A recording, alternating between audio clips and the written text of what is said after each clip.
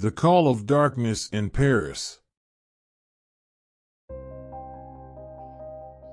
Paris, the city of light, is renowned for its grandeur, its history, and its ancient secrets. The Notre-Dame Cathedral, imposing, stood silent over the Seine, as if guarding the weight of centuries of unconfessed sins. But it was in the shadows of narrow alleys, away from the tourists' paths, that the true terror began to manifest.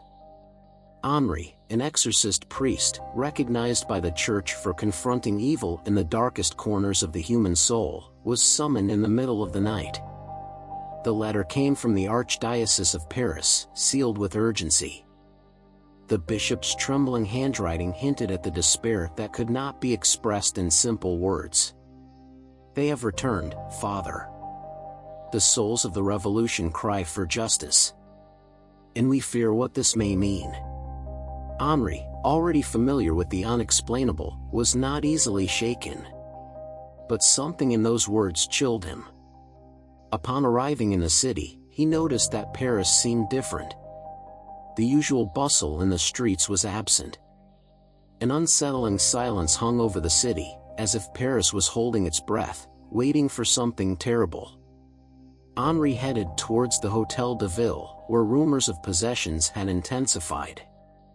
The victims? Men and women of high society, who suddenly began speaking in archaic French, with voices that weren't their own. They recounted events from the revolution as if they had been there, shouting accusations, secrets that had long been buried with the dead.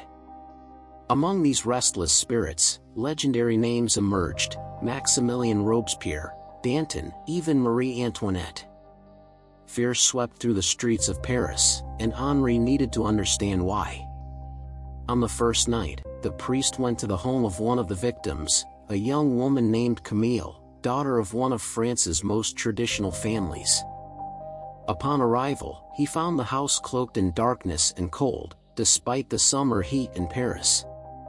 Camille was tied to a four-poster bed, her eyes wide, as if seeing something no one else could. When Henri approached, the voice that came from her mouth was not her own. It was hoarse, filled with rage and despair. "Father, do you think you can stop us? We are the ones betrayed by the guillotine. Our heads rolled unjustly, and now we demand justice." Henri stepped back for a moment, recognizing the voice. It was Jean-Paul Marat, the famous revolutionary, assassinated in his bathtub. But why would spirits of such powerful figures return now? What did they want? Henri made the sign of the cross and began the exorcism ritual, but he knew this was only the beginning of something far deeper and more terrifying. As the ritual progressed, Camille spoke in unknown tongues, mentioning the names of historical figures that Henri knew had been buried centuries ago. But what disturbed him the most was the mention of secrets never revealed, as if the spirits were willing to destroy the very history of France.